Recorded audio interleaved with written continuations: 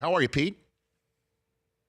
But I can't hang around for Heather Graham. No, Boy, talk about a disappointment. No. You're just killing time. Well, no, Pete. Just you could just hang up and listen later on when we're done with this conversation.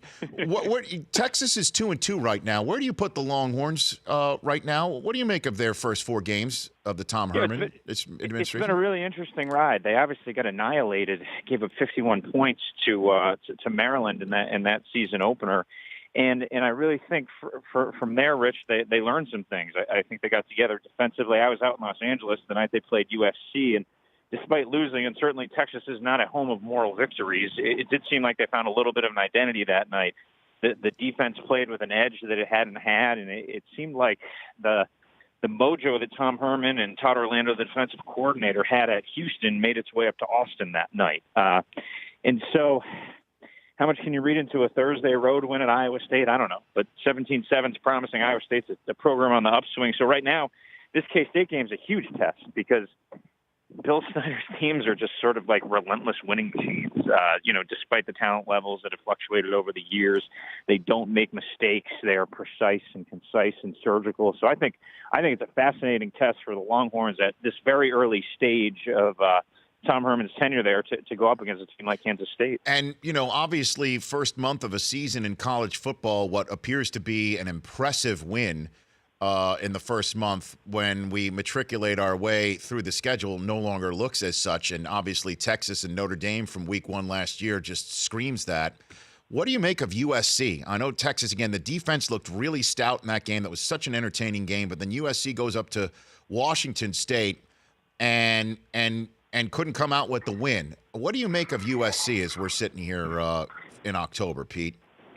So USC is one of those teams that I do think gets a little bit chronically overranked and over-romanticized. I remember sitting in Clay Helton's office early this season, and he said to me, Stanford won 10 games last year, and they weren't on a whole lot of magazine covers. I'm paraphrasing, but it was something to that effect. And the fact that USC has a Golden Boy quarterback, or who was perceived to be a Golden Boy quarterback before the season, I just think people fell in love with the narrative a little bit. I think they're very good, Rich, and losing to this Washington State team on the road is not I don't think, a mortal sin. This is Leach's best team there by far. The old Pirate knows what he's doing, and Alex Grinch, the defensive coordinator up at Washington State, has an actual college defense there. It's not a good for Washington State defense. It's like an actually good, competent collegiate defense. So I wasn't stunned that they lost there. Look, good teams are going to be challenged in their league on the road. The question is, in the Pac-12, can USC rebound to the point where if they end up matched up with Washington at the end of the year, they'll be good enough to beat them? I mean, most of this USC hype was derived from, A, the Rose Bowl, and B, going to Seattle last year and pushing around the Huskies on the road.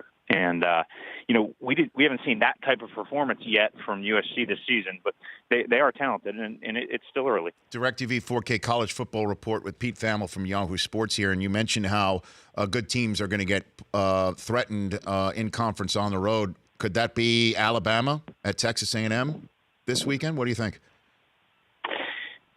It could.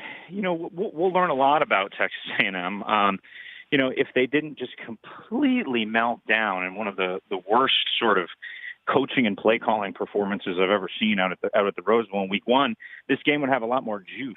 I think what I learned from watching A&M in that game is that they are pretty talented. They really ran the ball well in that game and had a pretty stout defensive front that harassed Josh Rosen for 3 quarters. But I mean, that one quarter in the Rose Bowl, probably 1 quarter and 2 minutes, I guess, really changed the whole narrative. I think I think Alabama's going to roll. I was going to make a case for it, but just there's so much empirical evidence that Alabama's given us this season and seasons past. It's just hard to question their sort of robotic dominance. The empirical evidence is all on Clemson's side. If you want to talk about anything right now, I mean, first team in 37 years to beat 5 top 15 teams in their first 5 games. First team in the history of the 81 years of the poll to have 3 such wins over top 15 teams before we're even in October. Why aren't they number 1 right now, Pete? I think that probably has more to do with history than current events. You cannot overstate what Clemson has accomplished this year, and I think, I don't know, it goes back to sort of fundamentally how you rank teams. Do you rank teams on where you think they'll be at the end of the year? Do you rank them on what they've accomplished a month in? If you rank Alabama number one to start the season, they haven't given you a whole lot of reason to move them down, you know? So I think that's, again, I think it's too early to say those two are so much dominant. They're on a collision course because college football is just filled with, like, wacky things. I mean, Clemson should have lost NC State last year and probably never made the college football playoff. Like, it was a missed chip shot field goal. So college football is not a world of absolutes. It's just sort of inherent to the nature of it, which makes it great.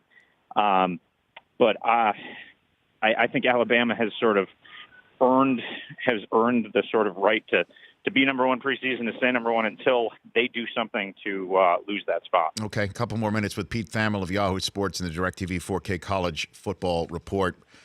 Michigan against Michigan State this weekend. John O'Korn's going to be the quarterback for quite some time, and that this is the meat of the schedule right here. They got Michigan State at home, Penn State in a couple weeks in Penn State, and you know Penn State wants to win that game in the worst way because they got whooped up in Ann Arbor last year and then became a completely different program after that. Pete, what do you think about Michigan's chances here? Are you asking for you, Rich, or for your audience? Pete, I am asking for the audience. I always ask for the audience, even though, what is the name of the show here, Mike Del Tufo? What is the name of the show again? Just drop it one more time for Pete. This is the Rich Eisen Show. What do you think, Pete? Got it. Well, Rich and your audience, Michigan's a little bit of an enigma. You know, I look, there's a reason why John O'Korn hasn't been the starter at Michigan. You know, I remember him from his rise at Houston. I believe he was the league player of the year, his freshman of the year, his first year there.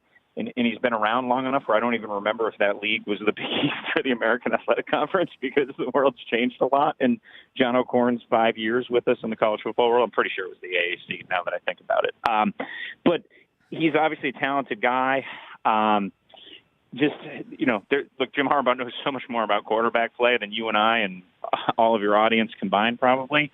So you've got to think there's, you know, it's not like they just discovered this guy in, you know, the back of chemistry class. So I'll be curious with, you know, with this time to prepare and the pressure on how John O'Korn responds mentally to the challenge that is ahead of him against Michigan State. And this is, quite frankly, not a very good Michigan State team. There aren't a lot of NFL prospects. I feel like the talent has been drawn down. And, you know, when I think about Michigan this year, Rich, the thing I think that impresses me the most is the job Don Brown has done as defensive coordinator. Terrific. I mean, they have 10 new starters. I don't think there's a better defensive coordinator in college football than Don Brown. Just you think about what they've done in a short period of time to be just as dominant, essentially, as they had been in past editions. It is remarkable. I wish I knew enough about football to explain why Don Brown is as good at his job as he is in terms of nuances and X and O's, but I don't. I just know that you keep looking up at the top 10 every year, and you see Boston College, Michigan, wherever he happens to be, right in that neighborhood. He's a ninja. All right, Pete, thanks very much. Appreciate it. I wish I heard what you said the last 2 minutes because Heather Graham walked on the set during your last your last piece right there, okay? All right, Pete, thanks for coming on the show. I appreciate it. Thanks. Appreciate you, Rich. You got it. That's DirecTV 4K College Football Report from Pete Thamel of Yahoo Sports. The Rich Eisen Show, weekdays at noon Eastern on radio stations across the country and audience. If you like that video, be sure to download our app, and I'll be sure to help the NFL figure out what a catch is.